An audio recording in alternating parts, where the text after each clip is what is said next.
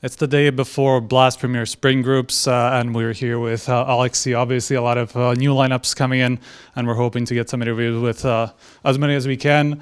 We have the option to go to Belgrade to actually meet you guys in person and do it in person. It's always best, at this time when we don't really get the chance to talk to people. Blast is not going on LAN. It's still going to be online. We're just in Belgrade to visit some of the guys at the boot camp. So, I don't think it's going online. All right. Obviously a lot to process with this move, and I guess we have to start with OG. You were there for something over 2 years, right? And so it was kind of like your baby. You were there from the beginning, with NBK, just trying to put it all together. So, yeah, was it a difficult decision to leave? I mean, to some extent, but then I did talk to some of my close friends, and overall, I think it was a good timing because it was just at the Christmas break, so I had good time to think about everything.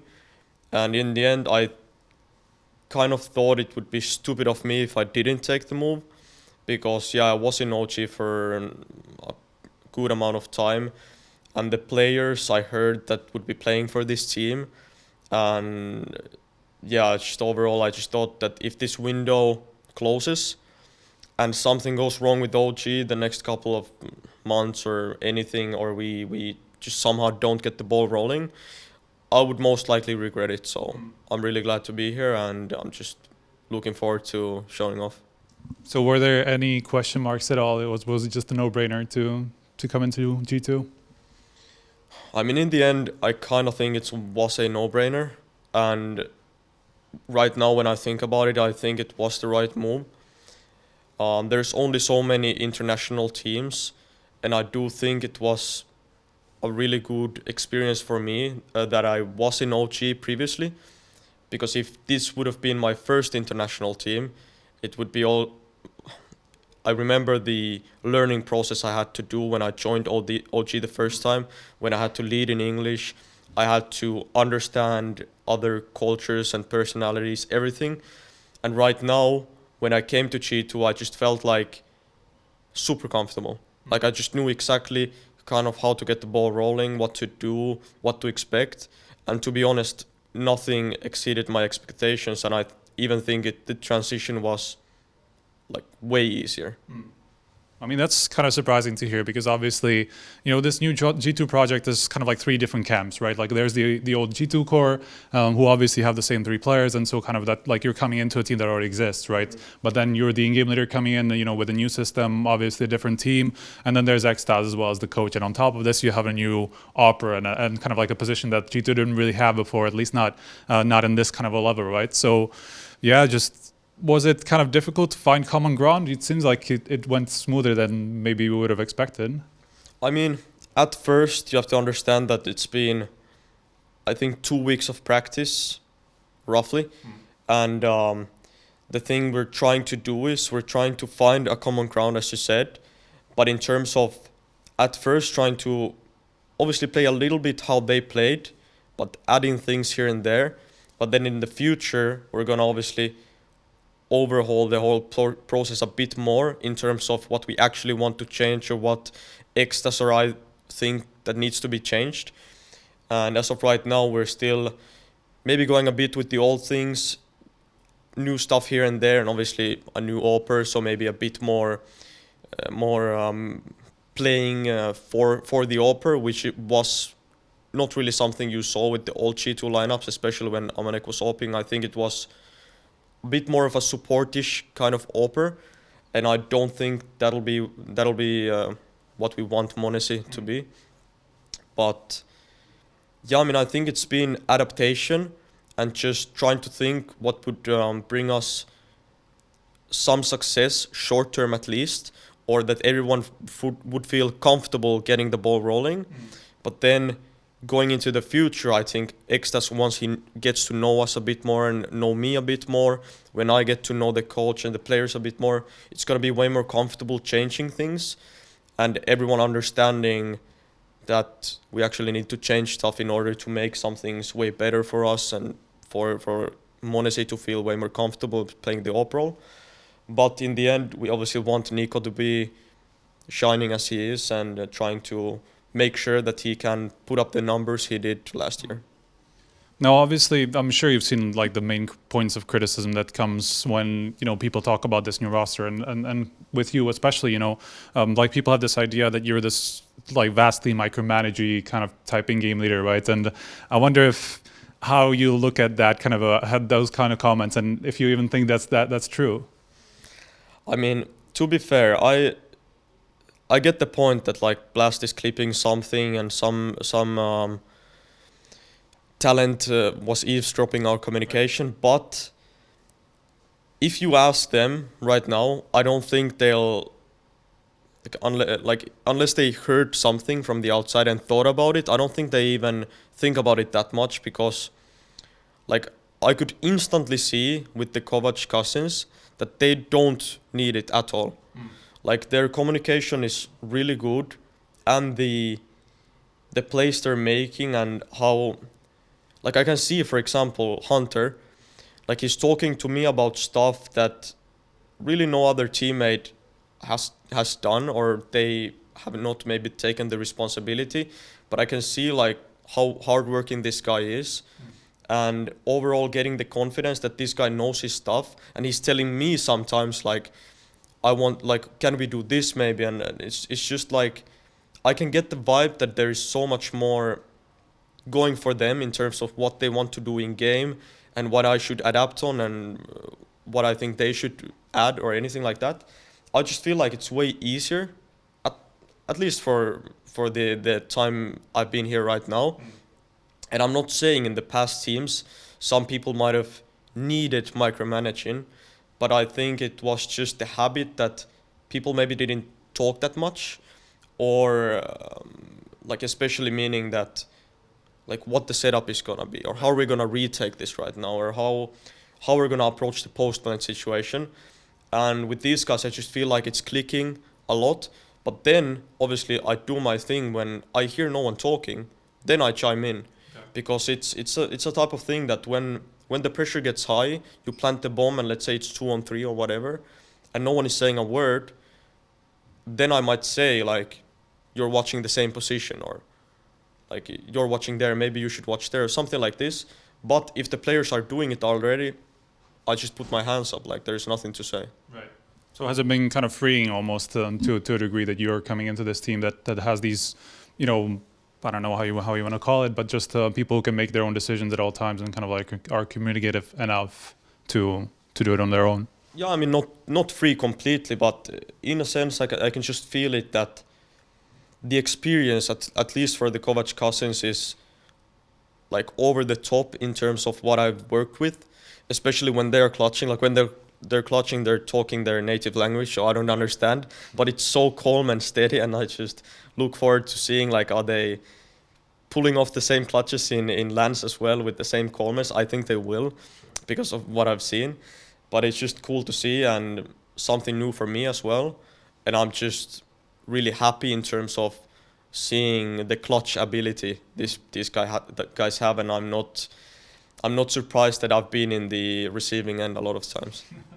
Now, where does Ekstaz come into all this? Obviously, he's coming in from like a completely different background. Again, it's Team Vitality. They had this massive superstar. Like a lot of different play styles, I guess, clashing in terms of like the three teams that these people are coming in from, right? So, what does he bring from his experience with Vitality?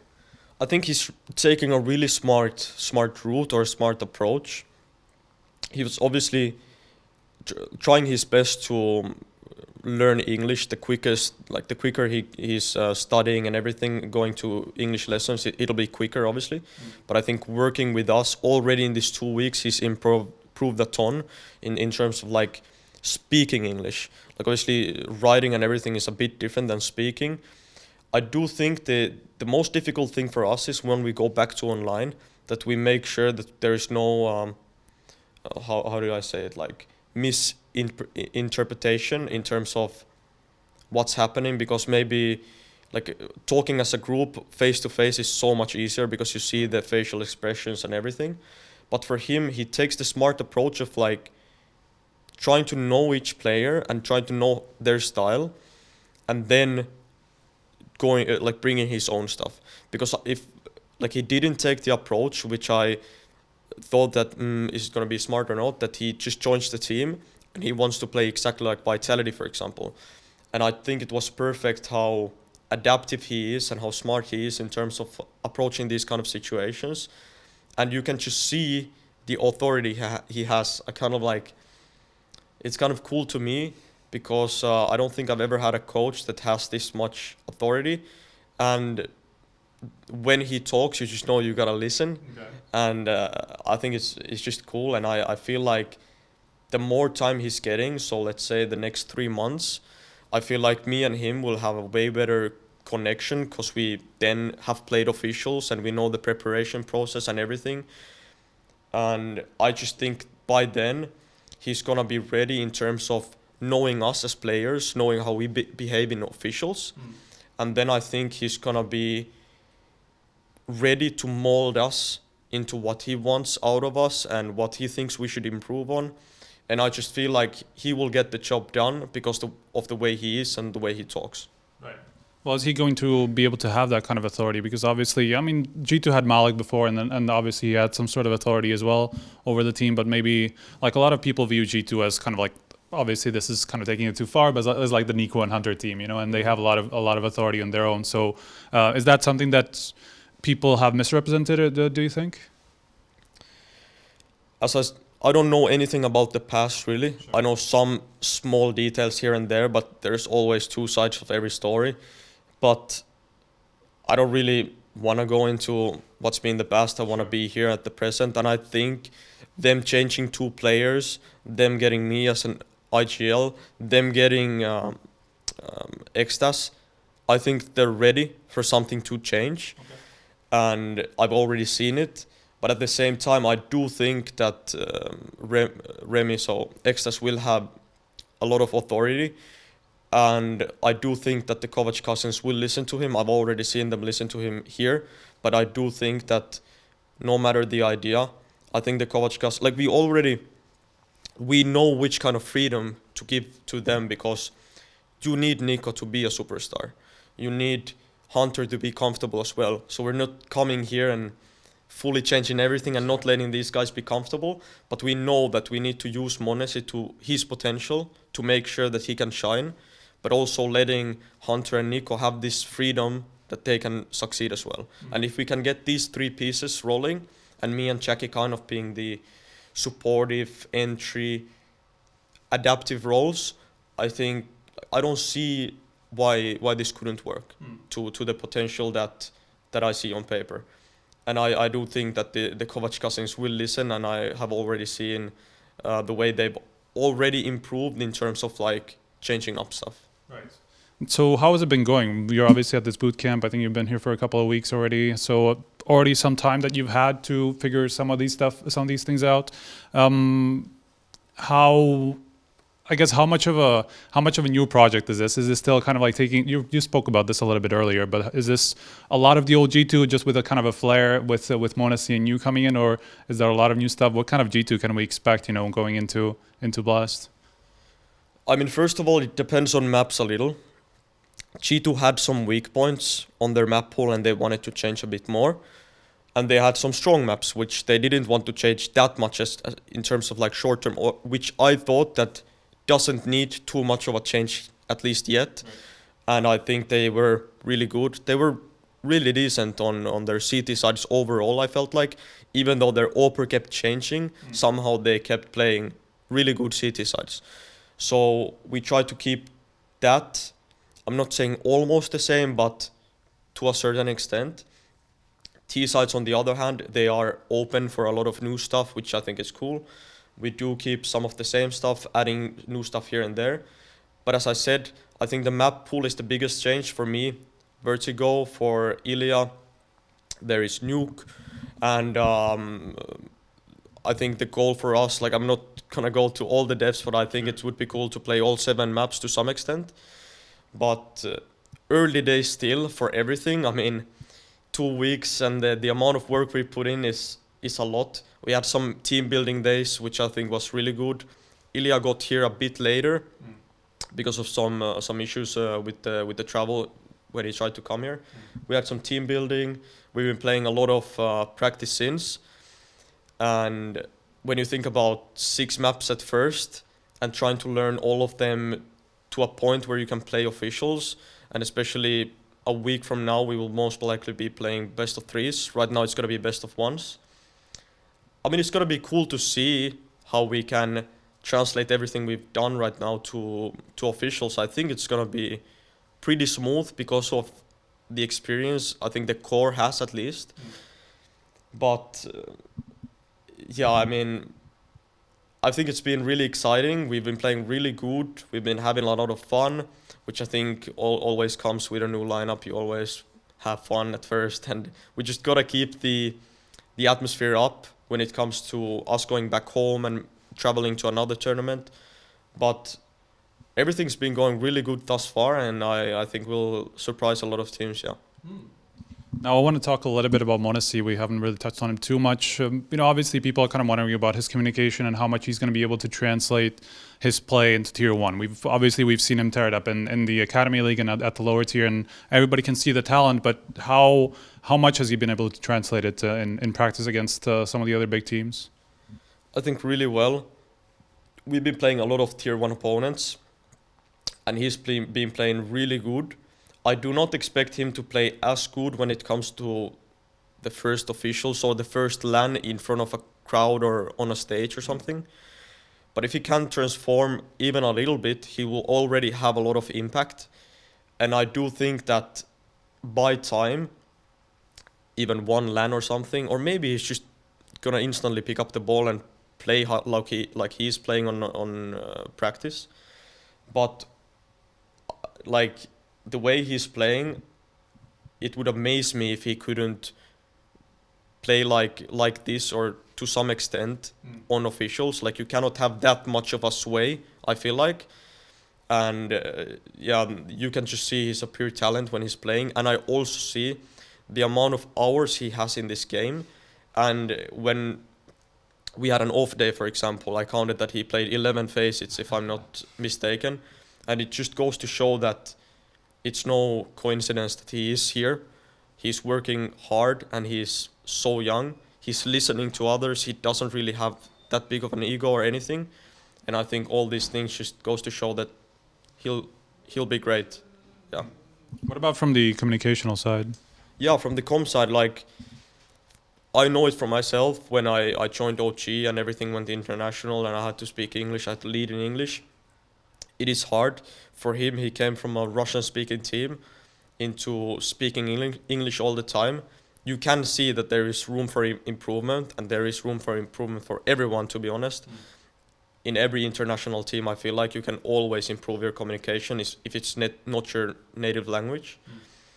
But for him, if he can get like a really good habit on some of the stuff he's speaking, he already has a really decent communication when it comes to in-game communication. Obviously, outside of the game, it can be a bit worse, but that doesn't really matter. Like, you still understand what he's saying completely fine. Like, he has decent English, but in-game, I feel like when the high pressure hits, that's the indication of do you have good communication or not. Because on practice, if you're chilling, you're playing fine, it's easy to communicate. But when the pressure hits, do you have that micro communication, like, I'm not holding here anymore, or I'm offering this, I'm offering that? By time, he'll obviously do it, but I don't know yet. Like, no one knows yet how he'll be in these situations. And I feel like our coach, our analyst, me, even the rest of the team will obviously help him tremendously. And I feel like that's a really good thing that he has so much experience next to him. Because first of all, I think he's really comfortable because he respects and trusts all of the players aside him. But I do think that the learning curve will be much faster because of the fact that I can already see us pinpointing some mistakes and him listening to us. But when it's come to officials, I think he's going to take it more serious, and he's going to learn more quicker because of the fact that he wants to improve and he wants to show all these people what he's capable of. Now, as I said, we have Blast coming out tomorrow. You have a group with the new complexity. You have device, NIP without device, and then big, right? So yeah, what's the expectation for the group? Obviously, it doesn't necessarily mean it's not the end of the world if you don't really do particularly well in those best of ones. You still have like the second stage, even though obviously like there's the seeding to play for and stuff like that. But still, do you expect to hit the ground running? Do you think you can actually kind of like earn the high seed? How's it gonna go? To be fair, I think on best of ones, like given the map pool, I think we might not get to play our strongest map yet on the best of ones, but we'll see. The thing is that it is best of ones. If we win both of the pistols and convert the second rounds, for example, we can win all the teams. And the same thing goes for if they win both of the pistols. I think it comes down to if we don't have too much nerves going into those games, no matter what happens, I think we'll make it super tight or win. But I also think if we can transfer the game we've been playing right now and remembering all the stuff that needs to be remembered, I think we can completely even like have one-sided wins on these best of ones. But in the end, I've been in best of ones a lot of the times. These guys are really comfortable with it. I think they have a really nice record with all the best of ones they've played. Me, on the other hand, I remember in ends when we always had it where we always came through the lower bracket or starting a bit slow. But to be fair, I think these individuals are nearly always on point when it comes to like the first games. I always remember, for example, like NiKo, Mirage, first best of one, like always being insane. So I do feel like they have a lot of confidence, and our opposing team might be a little nervous because of the names that are playing. But yeah, as I said, I think anything can happen, but I think we have high expectation as we should have. And for the first stage, I feel like we're gonna have tight games, and I really think we might even have a 3-0 score. Who knows? Great, fantastic. Thank you. Well, good luck for the Blast Premier Spring Groups.